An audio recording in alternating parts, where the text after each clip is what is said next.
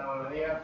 La lectura bíblica de hoy se encuentra en el libro de Job, antes de los Salmos, el libro de Job, capítulo 42.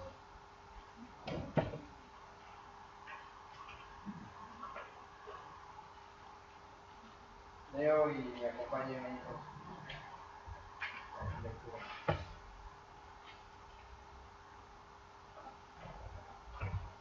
Ahí. La Biblia dice: respondió Job a Jehová y dijo: yo conozco que todo lo puedes y que no hay pensamiento que se esconda de ti. ¿Quién es el que oscurece el consejo sin entendimiento? Por tanto, yo hablaba lo que no entendía, cosas demasiado maravillosas para mí, que no comprendí. Oye, te ruego y hablaré, te preguntaré y tú me enseñarás. De oídas te había oído, mas ahora mis ojos te ven. Por tanto me aborrezco y me arrepiento en polvo y ceniza.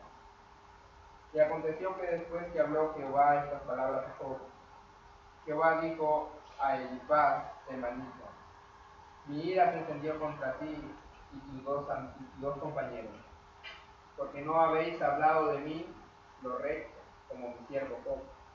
Ahora pues, tomaos 7 becerros y 7 carneros, e id a mi siervo Job, y ofreced holocausto por vosotros, y mi siervo Job orará por vosotros, porque de cierto a él atenderé, para no trataros afrentosamente, por cuanto no habéis hablado de mí con rectitud, como mi siervo Job.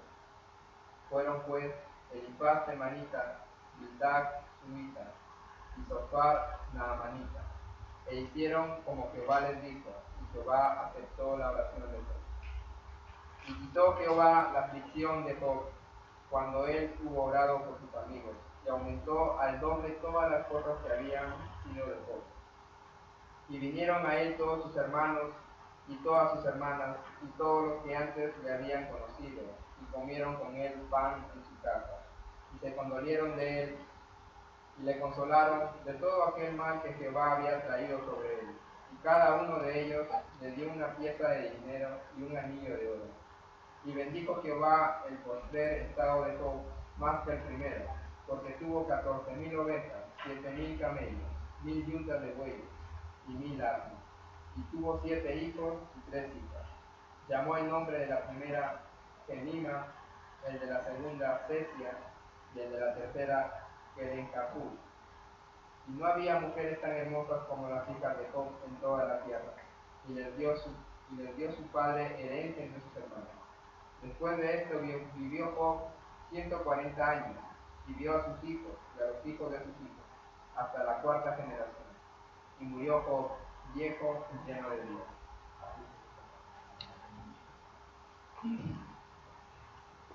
Estamos en una serie que se llama Perspectivas del Evangelio, y hoy nos toca a Job, el Evangelio. Recuerdan que la Biblia es una unidad, es una historia, la historia de la redención de la humanidad, y en esta serie lo que deseamos hacer es ver distintos ahí cronológicamente avanzando por la Biblia, viendo cómo es que cada historia, cada figura entra en el panorama de lo que es la historia de la Biblia, la historia de la redención de la humanidad. Y esta mañana queremos entender cómo es que este libro, que se titula Job, entra en esta línea histórica de la Biblia, o específicamente queremos saber qué rol tiene la historia en la narrativa bíblica de la redención de la humanidad. Mira, el libro tiene 42 capítulos. Pensaba leerlo todo para la lectura bíblica, pero decidí que no era buena idea. Me fue un poco difícil elegir ya qué porciones leemos para la lectura bíblica, y decidí guiarnos a la conclusión. Pero ¿quién es este libro? Bueno, no sabemos, primero no sabemos quién es el autor del libro, ni exactamente cuándo se escribió. Algunas pistas ahí para ayudarnos. Sabemos, por ejemplo, que antes del tiempo de Jesús, este libro ya era parte del canon de las escrituras de los judíos. Es decir, ya en el tiempo de Jesús, este libro ya está ahí como parte de las escrituras. Según la evidencia del libro mismo, parece que Job vivió en los tiempos de o antes de los patriarcas judías como Abraham, Isaac, etc. Algo interesante es que no hay ningún toque específicamente judío, que no hay mención de los patriarcas, no figura en esta historia.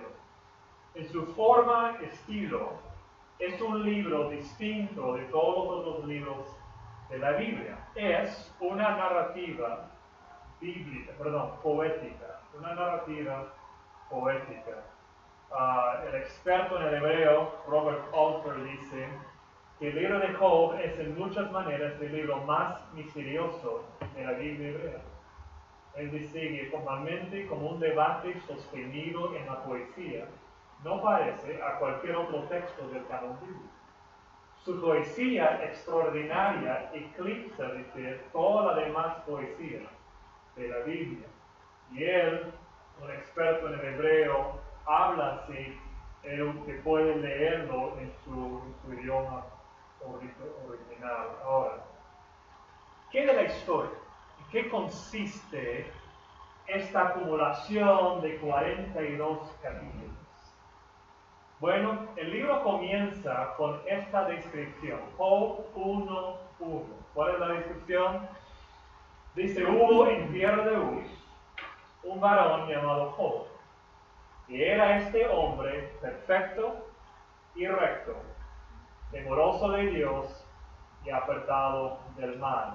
Y esta descripción se repite 3 veces. En las siguientes 2 veces, la segunda y la tercera, ya viene directo de la boca de Dios en la narración ahí. Entonces, después de esta descripción de Job, viene una descripción de la bendición económica y familiar que Job disfrutaba. Dice, por ejemplo, que él tenía 10 hijos, 7 varones, 3 mujeres, 7,000 ovejas, 3,000 camellos, 500 yuntas de bueyes. ¿Cómo se pronuncia bueyes? Bueyes. 500 asnas y muchos siervos. Mira, en cualquier época, en cualquier tiempo, en cualquier cultura, esto significa que eres una persona de medio, de riqueza. Luego sucede una conversación, y yo digo es una conversación única en la Biblia. No hay otro, en otro momento, no hay otro encuentro como lo que vemos en la siguiente parte de la historia. Es una conversación entre Dios y Satanás. Y en la conversación, Dios le dice a Satanás, le pregunta, ¿no has considerado a mi siervo Job, que no hay otro como él en la tierra?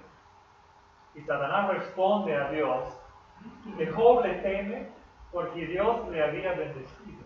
Ahora, piénsalo por un momento. Dios levanta el tema, él levanta el tema. ¿No has visto a mi siervo Job? No hay otro como él. Y otra vez ahí repite lo que vemos en el primer versículo, perfecto, recto, temeroso de Dios y apartado, ¿no? Y Satanás básicamente le juzga. Él responde que Dios lo ha bendecido y por eso le dice, leyendo el versículo 11 del primer capítulo, pero extiende ahora tu mano y toca todo lo que tienes y verás si no blasfema contra ti en tu misma presencia. Básicamente, Satanás le acusa a Job de que solo le ama a Dios por causa de las cosas que Dios le había dado y no por él mismo. Piénsalo por un momento. El resto de la historia es una prueba de lo que Satanás le está acusando. Y la evidencia es que Dios gana y Satanás pierde. No era cierto lo que Satanás le estaba acusando. Ahora, es una prueba, porque Job va a luchar, y va a luchar duro, porque Satanás Dios le va a dar permiso a Satanás para realmente hacerte sufrir. Por ejemplo, Dios le da ese permiso y Satanás lo lleva hasta lo máximo. En un día, Job pierde a sus 10 hijos. Imagínate, yo solo tengo 3. Y para mí, solo el dolor emocional que siento en pensar perderlos, me difícil. Y realmente perderlos, y solo tengo 3. Imagínate, de un golpe, perder a los 10. Y en el mismo día, pasa de rico a pobre. Todos sus animales, casi todos sus siervos, pierde todo. Y Job responde, primer capítulo 21 y 22. Y dijo, desnudo salí del vientre de mi madre y desnudo volveré a mí. Jehová dio y Jehová quitó. Sea el nombre de Jehová bendito. En todo esto, versículo 22, en todo esto no pecó Job ni atribuyó a Dios despropósito alguno. Yo no sé si está en mí la capacidad de una situación semejante a la de Job. Yo no sé. Miro mi propio corazón y les digo, no tengo la certeza que yo podría responder. Y estamos hablando aquí de que es evidencia de lo que Dios dijo. No hay como Job, recto, puro de corazón. Y su reacción inicial es supremamente buena. Satanás responde diciéndole a Dios que si le diera permiso para tocar su propio cuerpo, que Job le va a hacer nada. Y piénsalo otra vez, hermano. Es una cosa perder cosas fuera de tu propio cuerpo. Es otra cosa sufrir en tu propio cuerpo. Yo recuerdo cuando mi amigo Steve Carey, su esposo, estaba luchando con el cáncer. Ella tuvo que vivir en la ciudad, se viajaba y era muy difícil. Y él me dijo, Tim, la gente piensa que ese es el sufrimiento más grande que he sentido en mi vida. Pero él dijo, no, los sufrimientos más profundos son cosas que profundamente nos afectan, a veces físicamente, a veces emocionalmente. Es decir, es una cosa perder cosas fuera de ti y es otra cosa sufrir dentro de ti. Y Dios le da permiso, otra vez, esta vez a que toque su cuerpo, pero sin quitarse la vida. Y ¿cómo responde o qué pasa cuando su esposa le dice, bueno, ¿qué pasa? Satanás le manda unas llagas malignas que salen ahí por todo su cuerpo. En ese momento vemos, si no me equivoco, la única vez que figura la esposa en la historia, y no es un buen cuadro de ella. Ella le dice, maldice a Dios y muere. Y está ahí para mostrarnos la profundidad del sufrimiento que Job está sufriendo. Y él responde, ¿qué? Capítulo 2, versículo 10. ¿Qué? ¿Recibiremos de Dios el bien y el mal? No lo recibiremos. La sección termina, en todo esto no pecó Job. Y mira lo que dice, con sus labios. Y otra vez, miro dentro de mí. Y no tengo la certeza que yo podría responder igual. Estamos hablando, estamos mirando a una persona con una reacción supremamente buena. Así comienza el libro. Luego, ¿qué pasa? Desde el capítulo 3 hasta el capítulo 31, es decir, la mayor parte del libro, aparecen estos 3 amigos de Job que se llaman Elifaz, Bildad y Sofar. Y sucede con ellos una conversación entre Job y sus amigos. Por si acaso, la poesía aquí es tremenda, es tremenda. Y no quiero que pienses que palabra por palabra alguien estaba ahí grabando. Es una poesía, esta conversación históricamente pasó. Y el autor, no vemos quién fue, tomó todo el escenario, no sé si entrevistando a Job o si Job mismo lo escribió y en forma poética nos cuenta. Pero la historia, aunque es poesía, es fiel a la conversación real que hubo ahí en ese encuentro de Job con sus amigos. Ahora, primero habla Job, luego responde uno de los amigos. Y ese ritmo sigue hasta que los tres han hablado dos veces.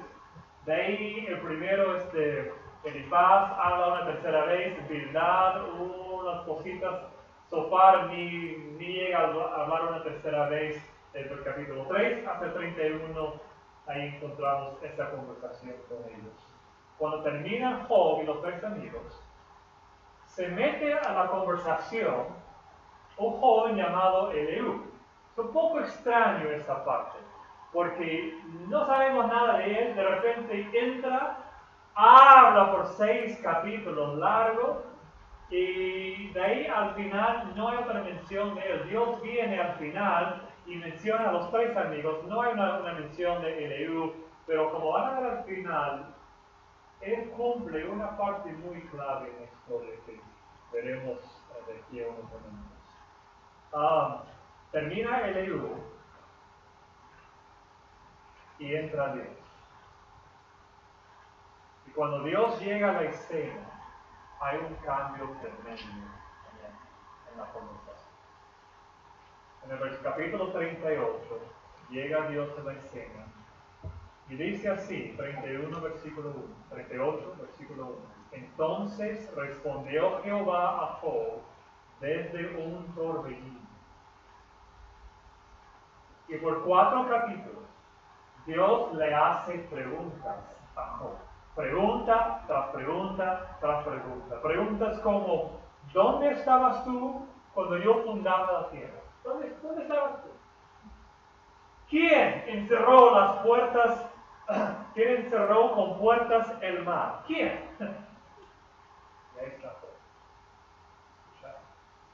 Pregunta tras pregunta hasta de esa forma. El libro termina en el capítulo 42 con Job respondiendo con una declaración de su reconocimiento de la soberanía de Dios en su vida y su propia incapacidad y debilidad delante de Dios. Y al final, Dios restaura la prosperidad de Job, dándole doble de todo lo que tenía. Y entonces mi pregunta es, ¿qué significa todo esto? ¿En qué consiste esta historia? ¿Es simplemente un arte, un hecho poético que tiene su lugar dentro de la poesía de los tiempos antiguos? ¿O se incluye en el canon de las Escrituras porque entra ahí enseñándonos algo acerca de Dios y sus planes? Y obviamente me inclino.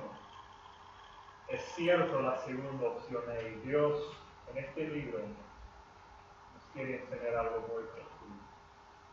¿Cómo lo veremos? 4 cosas en esta mañana. 1, el catalizador del sufrimiento.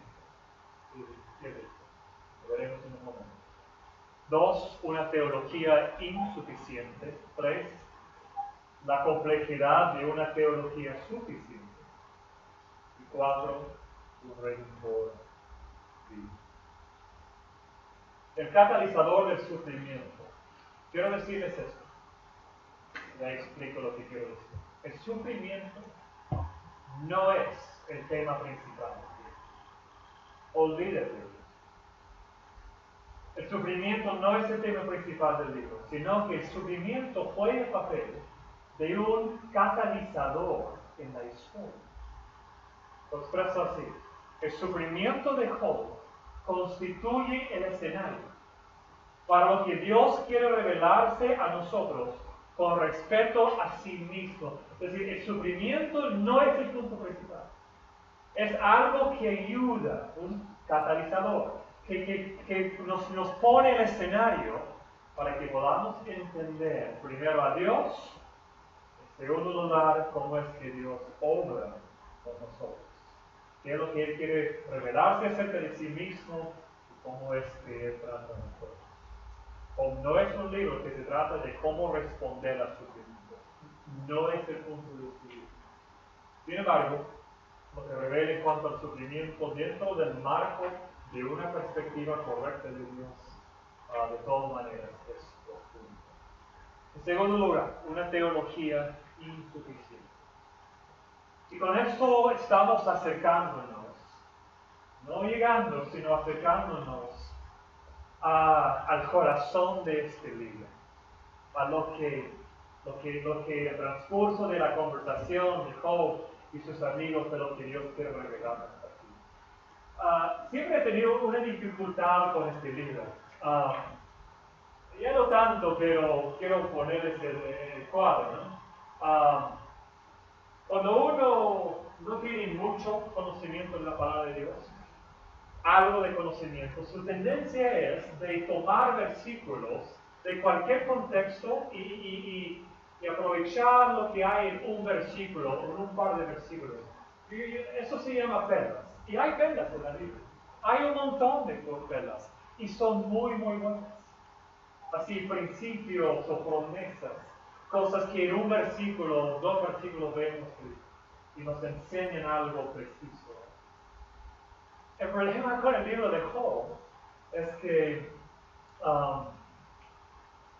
siempre empezaba así. Veo algo en el libro de Job que quiero usar, una verdad ahí, pero tengo que chequear, tengo que verificar quién lo dice. Y si es uno de los amigos, es como que, ay, tengo dudas, porque sé que al final Dios se enoja con los amigos.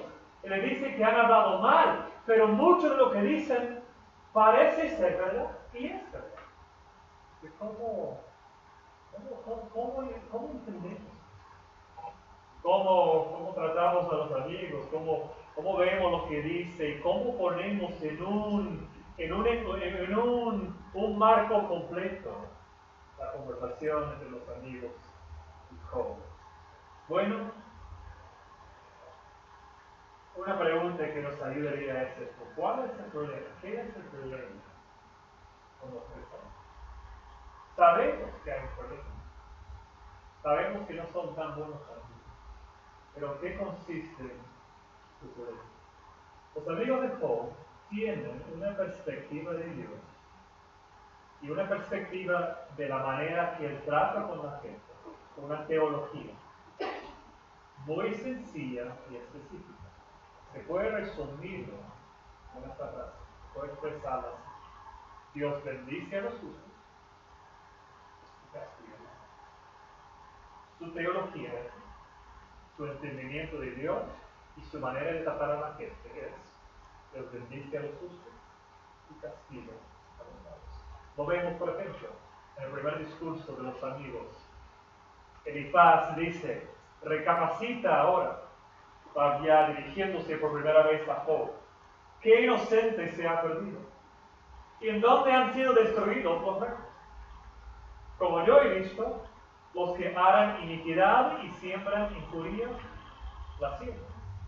Perecen por el aliento de Dios y por el soplo de su vida son consumidos. Estamos viendo en el primer discurso de uno de los amigos, Elifaz, esa perspectiva sobre la vida, esa manera de entender a cómo es que Dios obra con el ser humano. Los amigos de Job están seguros de que Dios está castigando a Job. ¿Por qué? Por su teología, porque ven que Job está sufriendo de manera profunda. Entonces su teología les dirige a la conclusión: Job está sufriendo, es obvio que Dios le está castigando, y Dios castiga ¿a quién? ¿A quién? A los malos. ¿Cuál es tu pecado?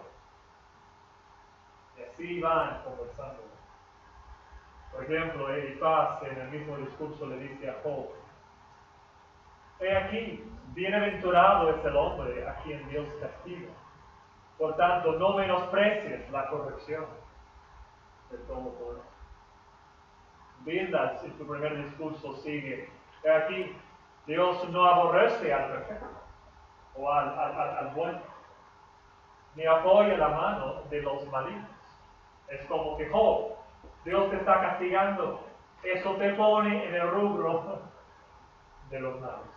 Zophar añade ahí, conocerías entonces que Dios te ha castigado menos de lo que tu iniquidad merece. Es como que, despiértate. Dios podría castigarte más. Imagínate.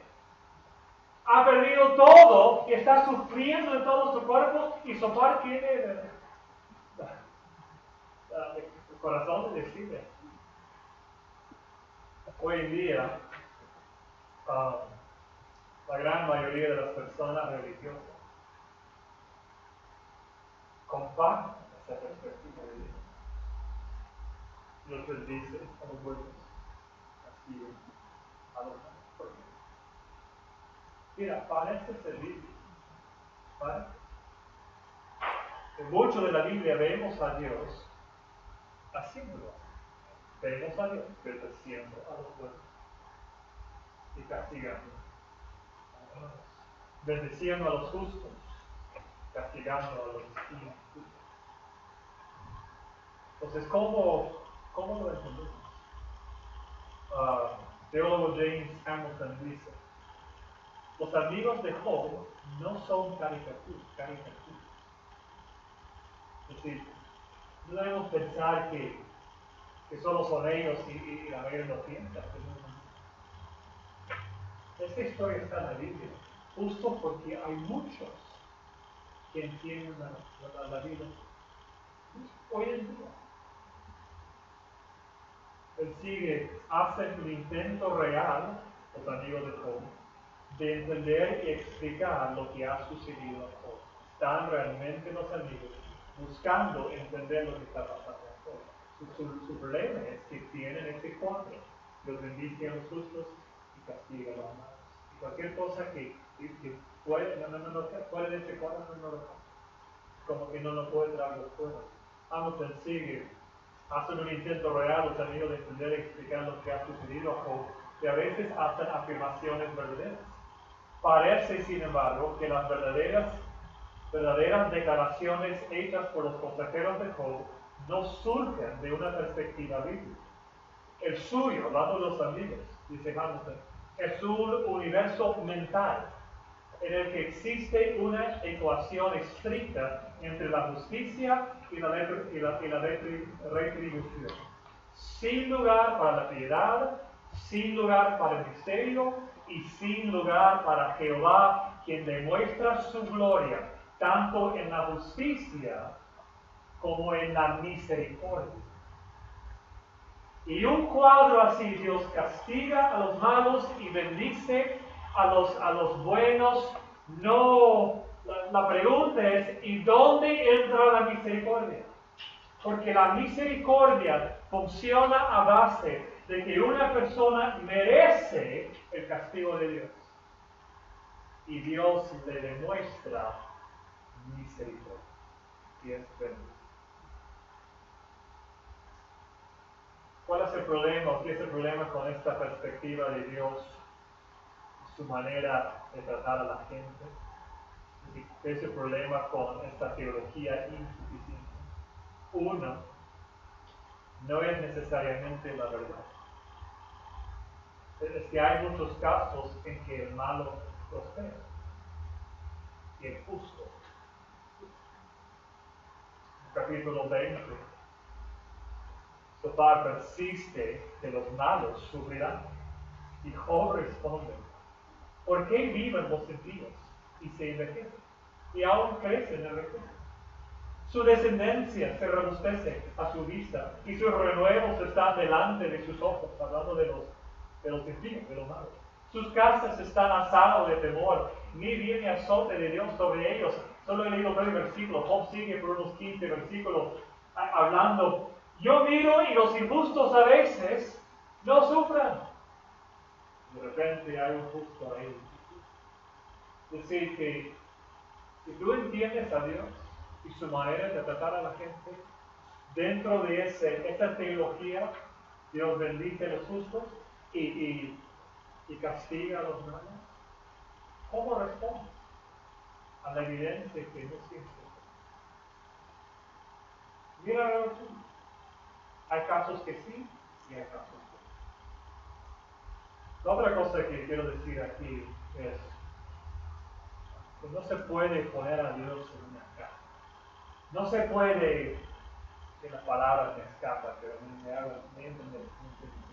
No se puede decir, Dios, tú obras dentro de esta teología. Y como dice Hamilton, no hay lugar para que Dios sea Dios. No hay lugar para el misterio. Yo entiendo a Dios. Dios castiga a los malos y Dios bendice a los buenos. No podemos poner a Dios en la caja. En el sentido de que o obligamos a Dios a hacer algo o pensamos que Dios siempre tiene que reaccionar como pensamos que debe. Dios es Dios. Y yo no soy Dios. Y tú no eres Dios. Él es Dios. El momento que pensamos que ya sabemos cómo es que Dios tiene que responder o reaccionar o obrar, etc., ya hemos tomado el lugar de Dios. Y Dios simplemente no nos permite. Me pregunto, ¿habrá un sentido en tu corazón de que si sirves aquí, si haces esto, si haces aquello, estás bien? ¿O que Dios está obligado a bendecirte? Dios no se obliga a nadie. Esta teología no vale por el simple hecho de que todo lo que tenemos es por la pura gracia. ¿Tiene la capacidad de servirle a Dios? Excelente. ¿De dónde viene? Es la gracia de Dios obrando en tu vida. Amas la justicia y la santidad y odias la injusticia y la mundanalidad. Excelente. Pero agradecele a Dios por su gracia en darte un corazón así. Porque hay muchos que no piensan así. Y si Dios te ha dado esa sencillez a entender a Dios y querer seguirle y querer honrarle, agradecele a Dios porque eso, el mismo deseo que hay en tu corazón de vivir una vida buena, es la gracia de Dios. Una teología insuficiente. No podemos poner a Dios en una caja. Decir, Dios, eres obligado a actuar así. Pero lo que vemos luego es la complejidad de una teología. Y digo la complejidad porque quiero enfatizar aquí. Que entender a Dios no es algo sencillo. No podemos entenderlo. Y aprender a vivir la vida cristiana en sumisión a Dios, a veces es muy sencillo y a veces es muy difícil. Una de las tendencias más naturales para el ser humano es la de buscar a un Dios que la persona puede entender y comprender. Muchos quieren que Dios se conforme a su concepto de lo que Dios debe ser. El problema es que si tienes a un Dios que no te puede confrontar o que no te puede sorprender, si tienes a un Dios que siempre se conforma a la perspectiva que tú tienes en cuanto a lo que Dios debe hacer, no tienes al Dios de la Biblia. No sé qué Dios tiene, pero no es el Dios de la Biblia. El Dios de la Biblia es el Dios creador de todo. Y Él simplemente no nos permite comprenderlo así. Hay cierta complejidad en cuanto a nuestra comprensión de Dios, de la vida y de cómo entender la obra de Dios en el mundo. ¿Qué vemos aquí? En el transcurso del diálogo entre Job y sus amigos, encontramos a Job reclamando su integridad. Y como seres humanos, es muy fácil para nosotros entender eso. Vemos al principio a Job respondiendo de manera excelente. Pero en el transcurso del tiempo, es como que te operan. Bueno, a mí me operaron el primer día, después la gente te llama, te viene a visitar. Los primeros días son no son tan difíciles porque ya la gente demuestra su afecto, tú estás ahí, es en el tiempo cuando ya no te visitan y ya no te llaman, no fue mi caso por si acaso, pero ya es uno, es a largo plazo y eso es que ahora hay una cierta lucha, pero es en el transcurso del tiempo que uno siente más. Para mí, por ejemplo, la semana más difícil para mí después de la operación no fue la primera semana, era la segunda y la tercera. No podría comer lo que quería, cuando ya no podía hacer lo que quería, pero era día tras día ahí tirado, mirando y queriendo hacer esto, lo otro. Y en el transcurso de este diálogo, día tras día, todo está sufriendo. Está en esta conversación con ellos, vemos, y él comienza a reclamar su integridad. A la vez lo vemos preguntando, ¿y cómo se justificará el hombre? Dios. El sufrimiento de Job le ha creado una situación muy compleja. Porque a un lado confía en Dios, pero al otro lado suele estar la duda en su corazón. ¿Por qué esto? Nosotros sabemos que hubo una conversación entre Dios y Satanás. Sabemos que Dios decidió probarlo. Sabemos lo que como. Dios no lo reveló. Quizás nunca lo reveló. Y expreso de esta manera. Job no está sufriendo porque Dios le está castigando justificando. Y Job lo sabe. Él sabe. Sabe que Dios no obra dentro de la caja de los amigos de bendice a los buenos y castiga a los malos. A la vez, lo que vemos en el transcurso del diálogo es que Job se puede decir que Job está sin pecado. ¿Ves la complejidad? Nadie está diciendo que Job estaba sin pecado. En el transcurso de eso vemos que él comienza a pecar, comienza a adorar a Dios, a justificarse delante de Dios, a decirle a Dios, justifícame, soy inocente. No se puede dar. Pero a la vez no está sufriendo por causa. ¿Cómo lo entendemos? Bueno, su reacción inicial fue una reacción de full confianza en Dios, cíclica. Sin embargo, en el transcurso del tiempo, Job comienza a justificarse. En todo el capítulo 31, por ejemplo, vemos cosas como estas.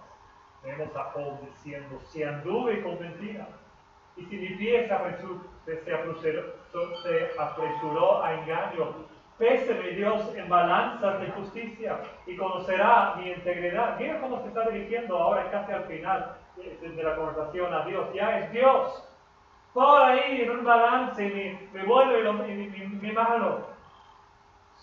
He mantenido mi integridad.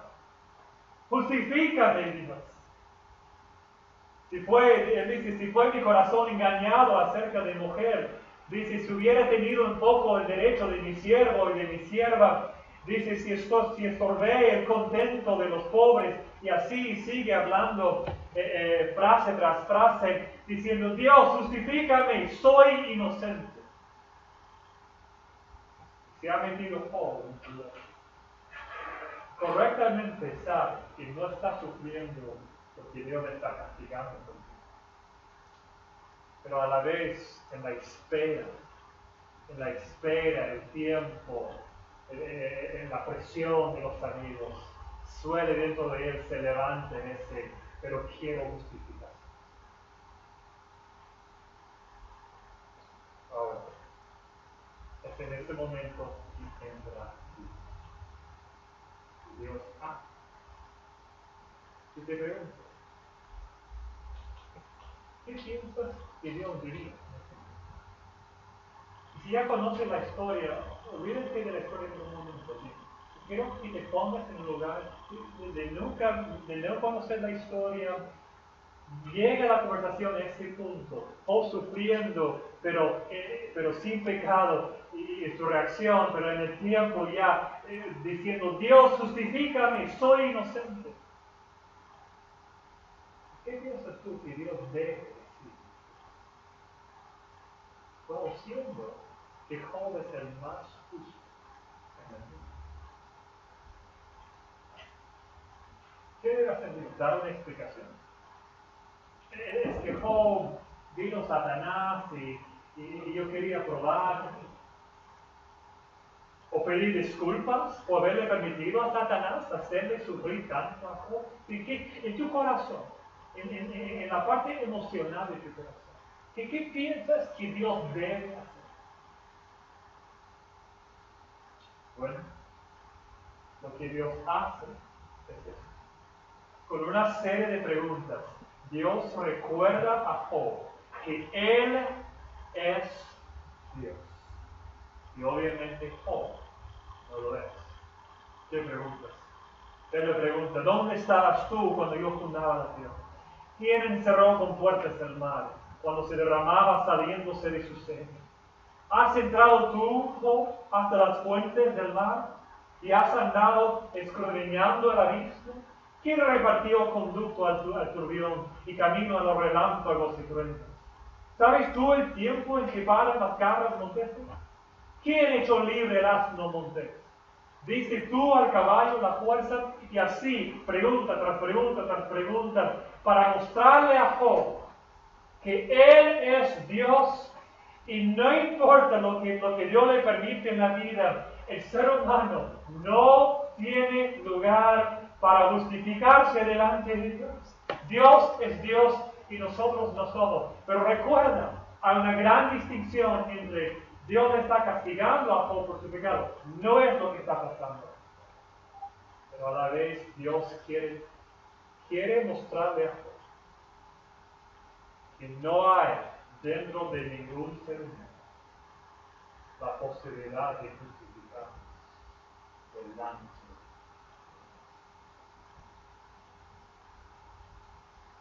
En el capítulo 42, Job responde, y voy a leer los primeros 6 versículos del capítulo. Respondió Job a Jehová y dijo, yo conozco que todo lo puedes, hablando Job a Dios, y que no hay pensamiento que se esconde de ti. ¿Qué está diciendo Job? Está reconociendo la soberanía de Dios. Versículo 3. ¿Quién es el que os corrige el consejo sin entendimiento? Ahí él repite la pregunta que Dios le había hecho. ¿Quién es el que os corrige el consejo sin entendimiento? La respuesta es yo. Oh. Por tanto, yo hablaba lo que no entendía. Cosas demasiado maravillosas para mí. Versículo 4, creo que lo capta lo que está pasando. Él dice, oye, te ruego y hablaré. Está repitiendo lo que Dios le había dicho. Oye, Dios le había dicho a Job, te ruego y hablaré. Te preguntaré y tú me enseñarás. Y ahí Job responde, de oídas te había oído, mas ahora mis ojos te ven. Y mira cómo responde. Por tanto, me aborrezco y me arrepiento en todo. Y hay que poner a ese versículo 6 en el contexto de lo que ya entendemos desde la historia de Job. ¿Sabes quién está diciendo esto? Job. ¿Quién es Job? El más justo del mundo. El más justo. 3 veces en los primeros 2 capítulos se repite, hombre justo, recto, no hay como él, dice Dios. Es el mejor de los mejores. Y el mejor de los mejores. Dios debe ser.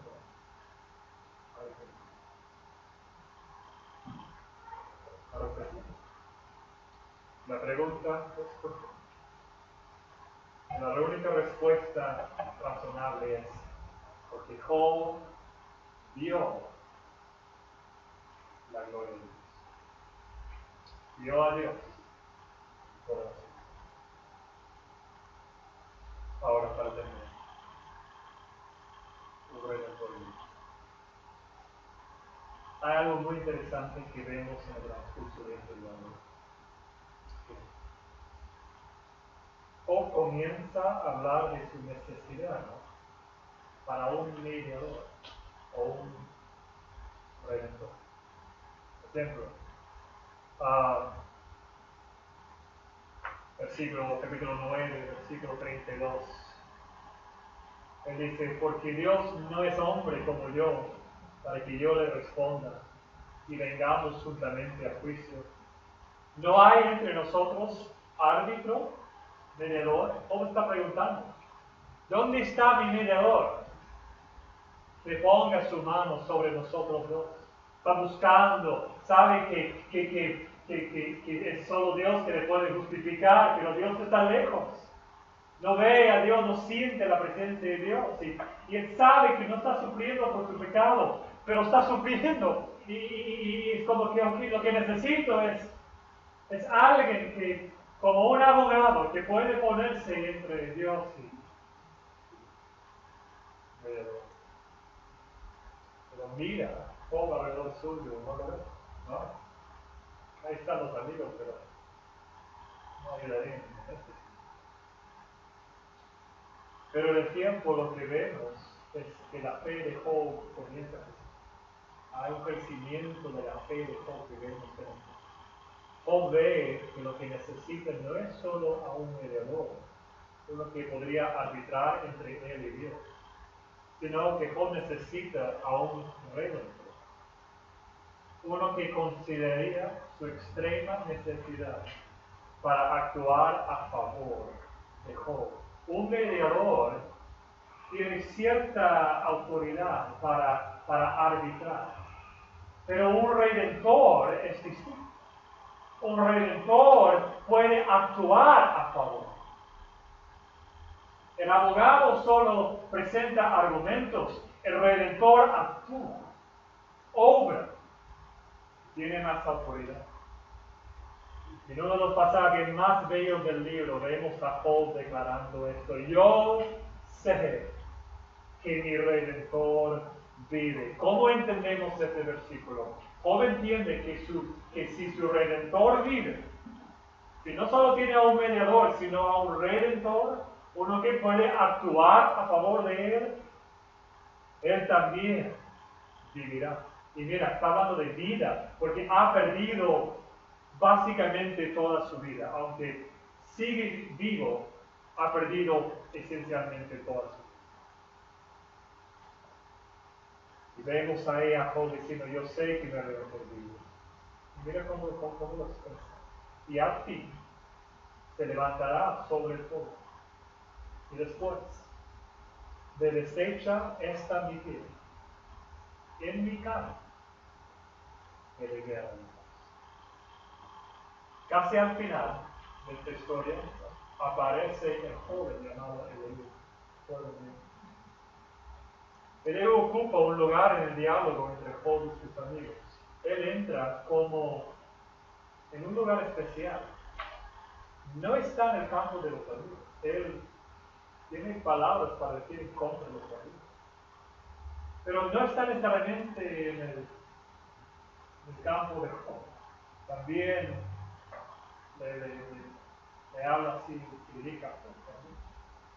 Y creo que me entienden bien. Es como que el autor de esta historia pone a Eliú ahí como para poner un ejemplo, como que podría ser él el mediador. ¿Será suficiente él, Eliú, así como un entre medio? Y la respuesta fuerte que el libro da es no es suficiente este Job. Conoce algunas cosas mejor que los amigos, pero no es suficiente él como mediador. Lo que Job necesita es un redentor. ¿Y cómo sale en la historia? Lo que Job busca era un mediador, un redentor, que como un testigo en un juicio podría pararse y declarar a Job, declararlo inocente. Es lo que él buscaba. Soy inocente, Dios, justifícame. Sé que no estoy sufriendo por mi pecado, justifícame. Y él necesita que alguien se pare y lo declara justo. Y en un sentido se cumple, porque al final de esta historia, Dios entra y en un bonito juego aquí en la historia es Job que tiene que orar para la restauración de los amigos. Lo leímos en el capítulo 42 también. Dios le dice a los amigos, vayan, traen sus animales, hagan sacrificio para que mi siervo Job ore por ustedes, para que yo les perdone. Es decir, Job encuentra delante de sus amigos cierta justificación. Pero la historia nos deja ahí. ¿Pero es suficiente? ¿O es que esto nos apunta? Porque ¿qué de nosotros? ¿Qué de nosotros? Dios mismo la visitó. Job tomó un paso absolutamente necesario, se arrepintió. Pero para que se cumpliera todo lo necesario para la vindicación de Job y mejor dicho, la vindicación, ¿no? Era necesario que Dios mismo viniera. ¿Cómo fue la vindicación de Job? Dios mismo vino. El vino de amor. ¿Cómo viene nuestra vindicación? Nuestra justificación. No está en nosotros. Olvídate. Es que vino Dios mismo. Dios mismo vino. En forma de Jesús. Y Él es nuestra vindicación. Porque tan justo que seas, o tan malo, no está en ti tu propia vindicación. Tu propio, tú necesitas ahora. Cierra sus ojos, por favor, inclinen su rostro. Vamos a terminar con un tiempo de meditación, de reflexión. Ahí va a tocar esta musical y vamos a considerar, pensar, reflejar sobre lo que hemos visto aquí en el libro.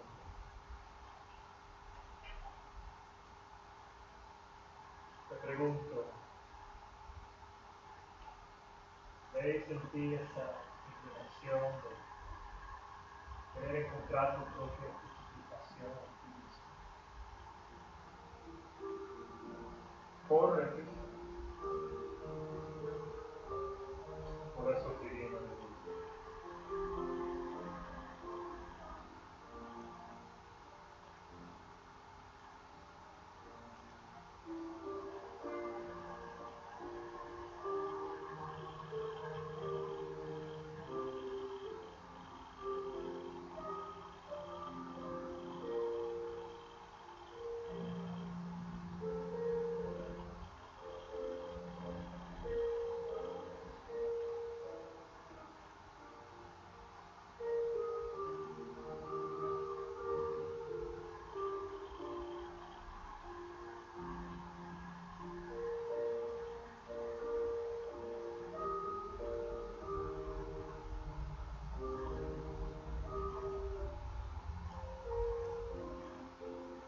Padre, gracias por esta historia de Job. Y vemos ahí, si el más justo no encontró su justificación en Cristo, para mostrarnos que no está en nosotros. Y nos aferramos entonces a la luz de Cristo. Encontramos ahí, vemos que tú bendijiste a Job, le diste doble de lo que tenía. No es que el dolor del sufrimiento no existió, pero Dios existe.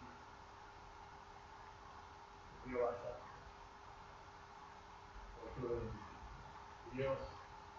No es que económicamente será así para nosotros, pero en principio persiste ahí que encontrando nuestra justificación en Cristo, hay un descanso, hay un gozo, hay una paz ahí, una bendición